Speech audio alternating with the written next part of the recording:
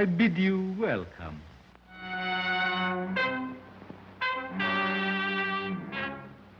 To a new world of gods and monsters.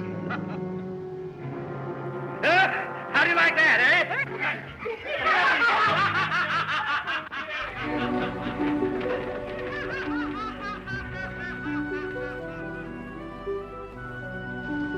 Even a man who's pure at heart and says his prayers by night may become a wolf when the wolfbane blooms and the moon is full and bright.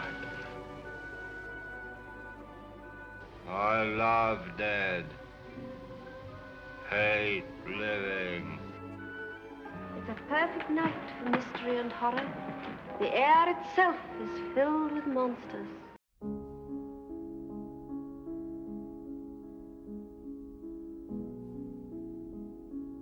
The monster was the best friend I ever had. Boris Karloff's performance as Frankenstein's green-skinned, misunderstood monster made an electrifying impact on the world that is still being regularly felt to this very day. Even those most unfamiliar with Frankenstein, whether the original novel or the seemingly countless adaptations across stage, film, and television, can describe a rough look of Karloff's monster.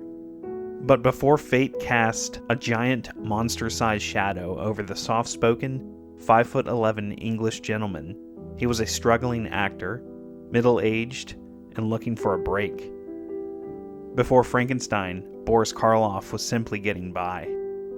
And before Boris Karloff, the man's actual name was William Henry Pratt. I'm Ian the Wolfman, and this is the Monster Archives. William Henry Pratt was born on November 23, 1887, at 36 Forest Hill Road, Peckham, England. His parents were John Edward Pratt, of the Indian Civil Service, who was 60 years old at the time of William's birth. He worked for the Salt Revenue Service. William's mother was Eliza Sarah Millard, who was 39. He was nicknamed Billy. The year after Billy's birth, his father left Mrs. Pratt, and she died in 1893. His maternal aunt was Anna Leon Owens, whose tales about life in the rural court of Siam, now Thailand, were the basis of the novel Anna and the King of Siam, and the musical The King and I. Billy Pratt was bow-legged, had a lisp, and stuttered as a young boy. He learned to manage his stutter, but not his lisp, which was noticeable, but not problematic to his acting career. The late Alan Napier, best remembered for his role as Alfred Pennyworth in the 1960s Batman television series, was a close personal friend of Karloff and James Whale. He shared these insights with Gregory Mink. Quote, "Sometime in the 50s, Brian Ahern had lent me for a month his ranch in the Coachella Valley, where he grew, at considerable expense, Thompson's seedless grapes. I asked Boris and his wife Evie down for the weekend. It was very hot, but undeterred, I practiced my passion for sunbathing. When I asked Boris to join me, he declined, saying that his skin was dark enough as it was. He then amplified with the following confession/revelation. When his mother was returning to England one time, she, Mrs. Pratt, a pillar of middle-class virtue, fell from grace and had an affair in the Suez Canal with an Egyptian gentleman. Whether Boris stated that he was the result of this adventure, or whether my wife, Gip, and I surmised it, I cannot be sure, but it fits so perfectly. The split with his family's middle-class Victorian respectability to become an actor. His intellectual political liberalism combined with a yearning for the British establishment. The last time I visited him in England, he proudly took me to the members' viewing section of the Middlesex Cricket Club. It all adds up to the portrait of one aware of being different by reasons of half-caste illegitimacy. one who had triumphed over this disadvantage by turning young Mr. Pratt into Boris Karloff. End quote. Menck expands upon Napier's insights by agreeing that it's a fair assumption on Karloff's part, but he closely resembled his older brothers who were also dark-complected. Also, his ex-wife Dorothy remembered that the British Council in San Francisco had once told her Boris's mother was the most beautiful Indian woman he had ever seen. It appears there is one mystery of Pratt's life that was never fully solved. Pratt spent his childhood years in Enfield in the county of Middlesex. He was the youngest of 9 children, being raised mostly by his older siblings after his mother's passing. Like his older brothers before him, Billy was expected to follow his father into government service. Of Billy's 7 brothers, 4 followed in their father's footsteps. Karloff later recalled, 2 were in the Indian Civil Service, 2 were in the Chancellor's service in China, and I was supposed to go to the Chancellor's service in China with them. I didn't want to. Little Billy had other plans. I was a lazy little devil at school because I knew exactly what I wanted to do, go on the stage. I was not going to pass my examinations if I could possibly help it. I wanted to be an actor.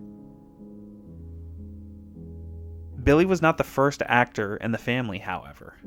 George Pratt, his favorite brother, had acted on the stage under the name George Marlowe. Karloff later explained, despite the fact that George was an extraordinarily handsome man, he never went very far on the stage, which was the reason he gave it up for a city job, but I tried to emulate him. Billy's love of acting began at an early age. After his mother and siblings moved to Enfield, they attended St. Mary Magdalene's Church on Windmill Hill. It was there that young Billy joined a drama group, and at the age of 9, at Christmas of 1896, he made his acting debut, appearing in one of the plays, Cinderella. Karloff commented on this. Instead of playing the handsome prince, I donned black tights and a skull cap and rallied the forces of evil as the Demon King. From then on, I resolved to be an actor. That role proved to be the catalyst, if not some fateful foreshadowing.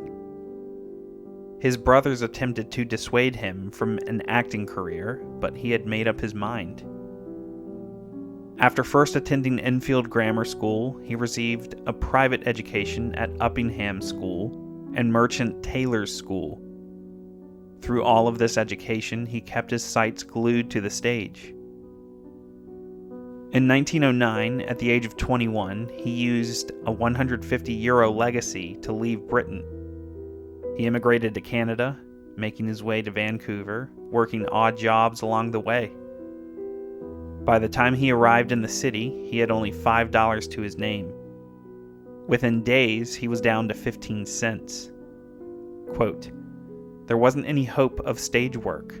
There was little doing theater at that time, and in any case, managers were not interested in gangling youths with no experience.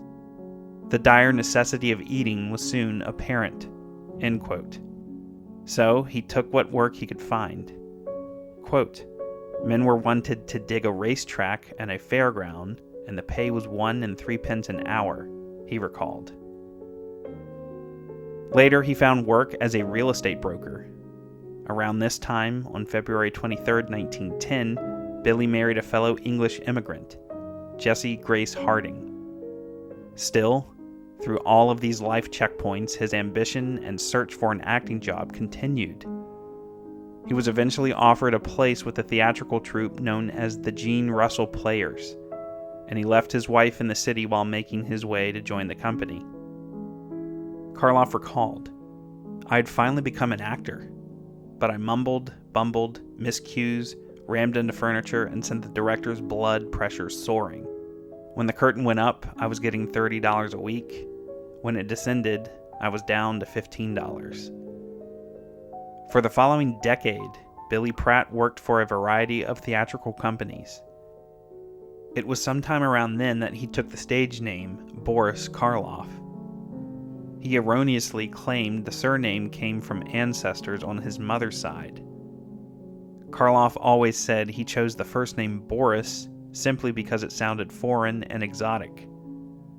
His daughter, Sarah, publicly denied any knowledge of Slavic forebears, Karloff or otherwise.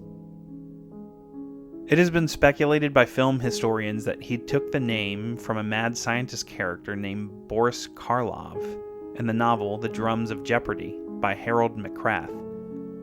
However, the novel wasn't published until 1920, roughly 8 years after Karloff had been using the name on stage and in films. Notably, Warner Oland played Boris Karloff in a 1931 film version of the novel for Tiffany Pictures. Another possible influence was thought to be a character from the Edgar Rice Burroughs fantasy novel, The Rider, which features a Prince Boris of Karlova, but that novel wasn't published until 1915. It's possible the author saw Karloff in a play and took a stage name as inspiration for his character.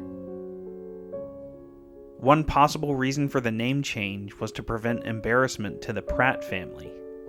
Whether or not his brothers actually considered Billy the black sheep of the family for having become an actor, Karloff apparently was worried that they felt that way. He didn't reunite with his family until he returned to Britain in 1933 to make The Ghoul, extremely worried that his siblings would look down upon him and disapprove of his many horror picture roles, as well as his world fame. Instead, his brothers warmly greeted him, fighting for the closest position around him to happily pose for publicity photos. After the photos were taken, his brothers immediately began asking about getting copies of the photo for themselves. That story remained one of Karloff's all-time favorites. Not long after Karloff joined the Gene Russell Company, on June 30th, 1912, there was a devastating tornado in Regina, Saskatchewan, Canada. It remains the deadliest tornado in Canadian history, with a total of 28 fatalities and about 300 people injured. Karloff, who was in the midst of an engagement at the Regina Theatre, along with the other performers, helped with cleanup efforts. Later, he took a job as a railway baggage handler and joined the Harry St. Clair Company that performed in Minot, North Dakota, for a year in an opera house above a hardware store. While he was establishing his stage career, Karloff had to work years of manual labor in both Canada and the United States in order to make ends meet. Among this work, he spent 1 year laying track, digging ditches, shoveling coal, clearing land, and working with surveying parties for the BC Electric Railway Company at a rate of $2.50 per day. From this grueling work, Karloff was left with back problems for the rest of his life that would only be exacerbated during his time working on Frankenstein. We'll dive deeply into that story next episode. Allegedly, due to a heart murmur, he did not serve in World War I. During this period of his life, Karloff worked in various theatrical stock companies across the U.S. to hone his acting skills. These companies included the Harry St. Clair Players and the Billy Bennett Touring Company. By early 1918, he was working with the Maud Amber Players in Vallejo, California, but due to the Spanish flu outbreak in the San Francisco area and the fear of infection, the troupe was disbanded. He was able to find work with the Haggerty Repertory for a time. According to the 1973 obituary of Joseph Paul Haggerty, he and Boris Karloff remained lifelong friends. During this time, he was married to his second wife, actress Olive de Wilton, from 1916 to 1919. Karloff arrived in Los Angeles beginning to look for work. He recalled, "I made the rounds of the only possible outlets, the film studios. I appeared before the camera for the first time in a crowd scene being directed by Frank Borzage at Universal City." End quote. In late July 1918, Pearl White returned from a holiday to begin shooting her new serial entitled The Lightning Rider. The cliffhanger, released in November, featured Boris Karloff in his first screen role. He next appeared in another serial, The Masked Rider. It starred Jack Chapman and was released in May of 1919. It has long been presumed lost, but in 2003, 21 reels of the film were discovered. The remaining footage, although edited and missing its first reel of the first serial due to deterioration, was almost complete and ran 3.5 hours. Karloff starred as a Mexican roughneck in a bar scene in Chapter 2 of the serial, entitled In the Hands of Pancho. Boris Karloff had become an actor in Hollywood, but it would take another 13 years before he became a star. Karloff's initial entry into film lasted very briefly. For the following months, he was looking for more work in film while also appearing on stage. He was introduced to Al McQuarrie, an agent and part-time actor who appeared in small roles in a number of films produced by Douglas Fairbanks Pictures. Production had begun on Fairbanks' latest picture, His Majesty, the American, which was the first film to be produced by the newly formed United Artists. Through McQuarrie, Karloff got to work on the film. He recalled, "For a week, I chased Fairbanks all over the backlot. It was heaven. I was in films. I was making $5 a day, and I worked a solid week. I'm not at all sure that wasn't more money than I earned in all my 10 years in the theater in any one week. I thought I had made my fortune." Later in 1919, Karloff rose from the ranks of extras to become a bit player, making his first major screen appearance in The Prince and Betty. He appeared in other films through 1920, including The Deadlier Sex, The Courage of Marge O'Doone, and The Last of the Mohicans with Wallace Beery. Karloff and his wife Olive had parted in 1919, and in July 1920 he married 24-year-old musician Montana Lorena Williams. It seems to have been a whirlwind romance lasting only 6 months. Karloff's ethnicity would often lead him to being cast as an Arab or Indian in his early films. He was also typecast as French-Canadian villainous roles. On being typecast, he once said, "I know it's fashionable to complain about being typecast, but that's nonsense. All actors are typed. If you're a young man, you play juveniles. And as you get older, if you're lucky, you turn into a character man. And if you become known for a certain type of part, a certain line of country, I think you are a very lucky actor." Through the early 1920s, Karloff continued acting in various films. In 1923, he appeared in only 2 feature films, The Gentleman from America and The Prisoner, both released by Universal, and the serial Riders of the Plains. It is believed to be around this time that Karloff was introduced to rising superstar Lon Chaney by character actor William Taylor. It was the first of many encounters with the star. Karloff recalled, "I used to go to the Legion Stadium for the fights, and since I often lacked sufficient funds to go inside, I would stand outside and watch the more fortunate people enter. Chaney never missed a boxing bout, and he always spoke to me pleasantly as he passed.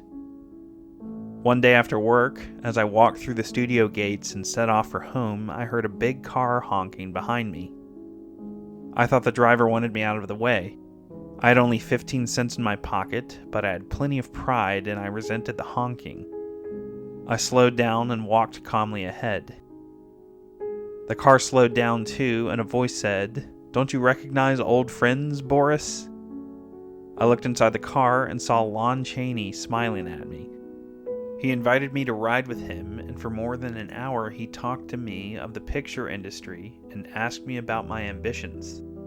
That talk with Lon gave me the courage to keep trying in later years when the going was far from easy. One of the things Lon said was, if you're going to act, you're going to act. Even if you have to starve, never give up. It's the only way."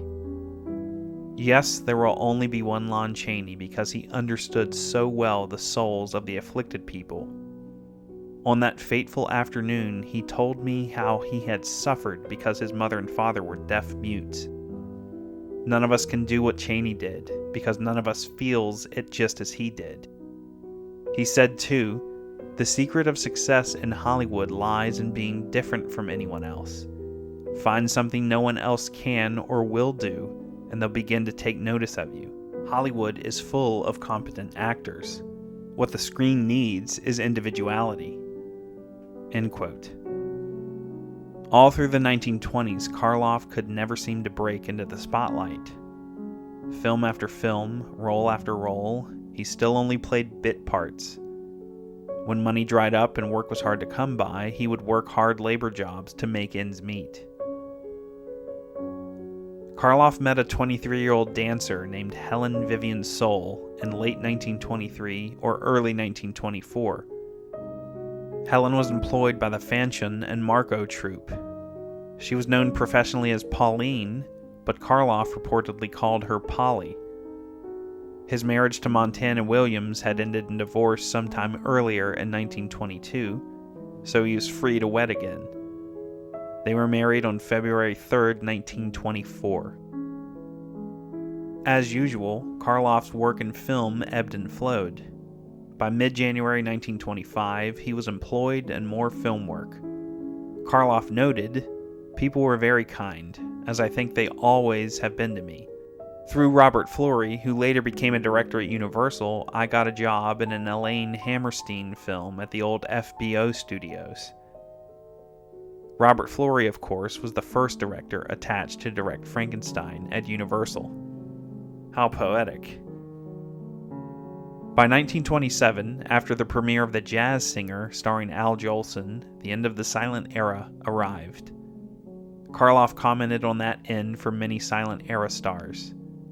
The sad thing was that when sound came in, so many established film actors just did not make the grade.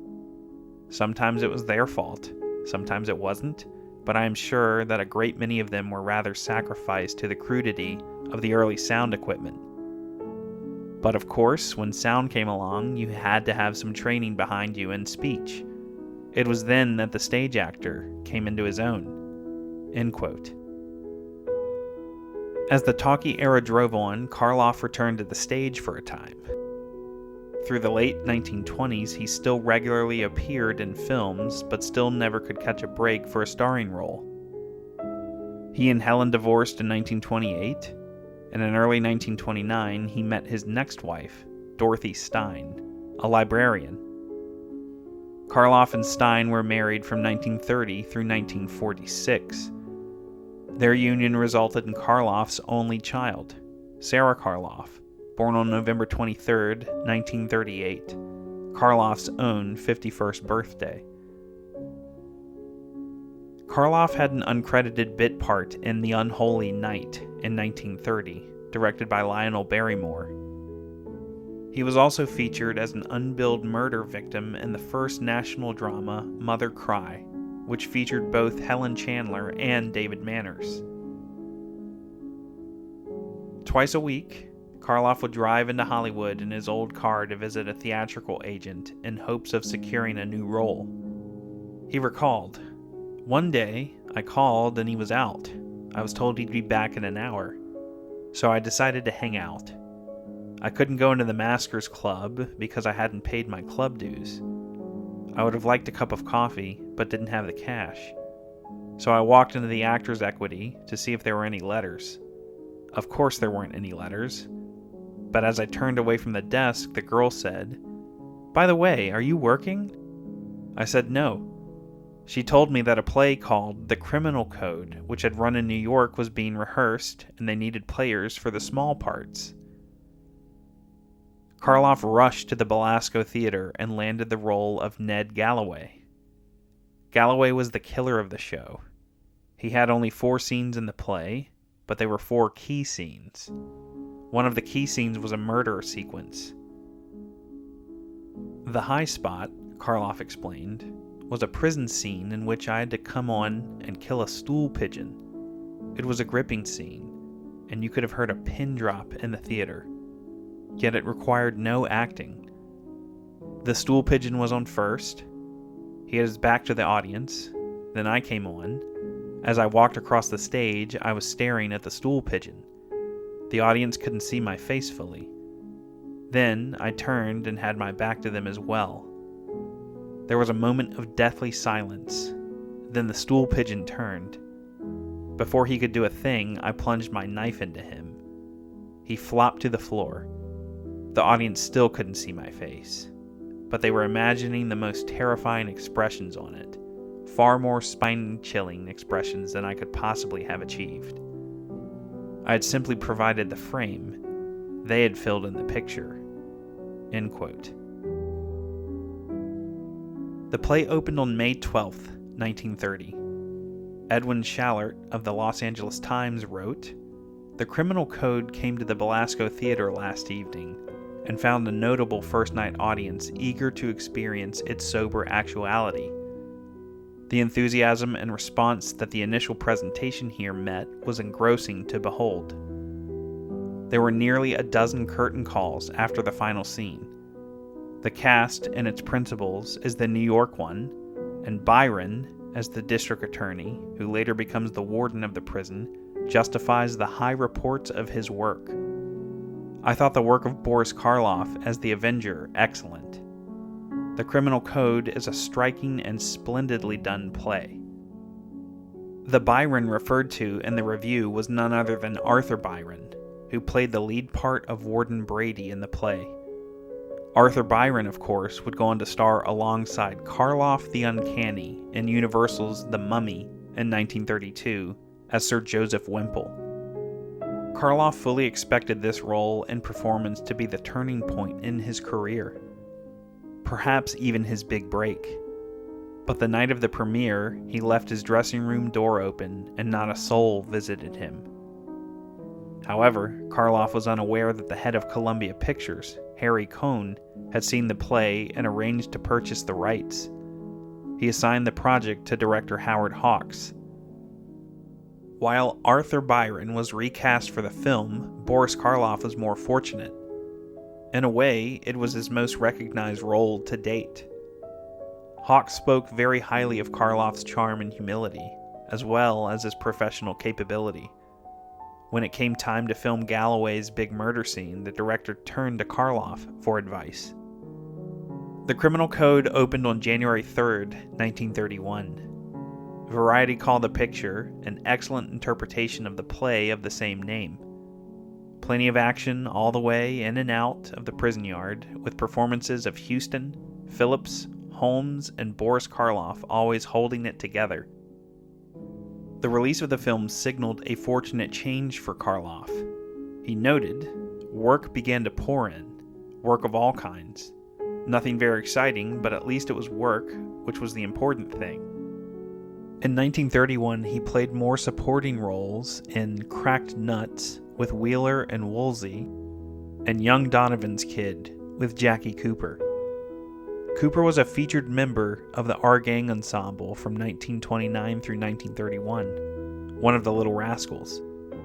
He would go on to portray Perry White in the Christopher Reeve Superman films from 1978 to 1987. Also in 1931, Karloff played a supporting role opposite Edward G. Robinson and James Cagney in their only film together, The Public Defender. In the same period, Karloff played the role of a rival mob boss in Howard Hawks' gangster film Scarface, starring Paul Mooney and George Raft. The film wasn't released until 1932 because of the difficult censorship issues.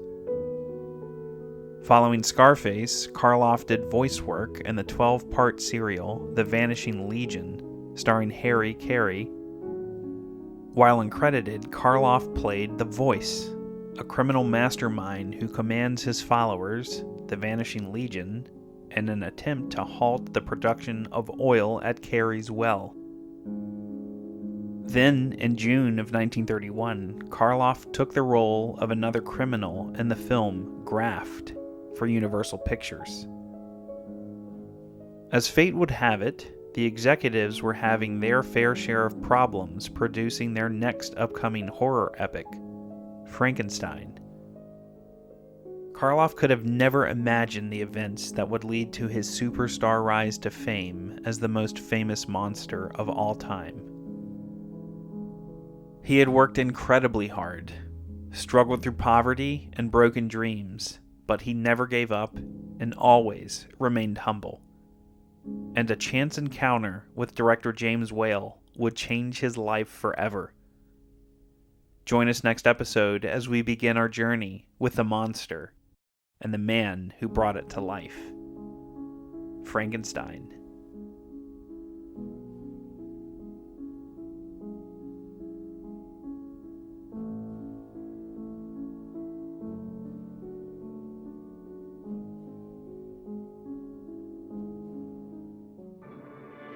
This episode of the Monster Archives was written and produced by me, Ian Bates. For more on the Monster Archives, including scheduling updates and news, be sure to follow @Universal Studios Monsters on Instagram. And thank you for listening.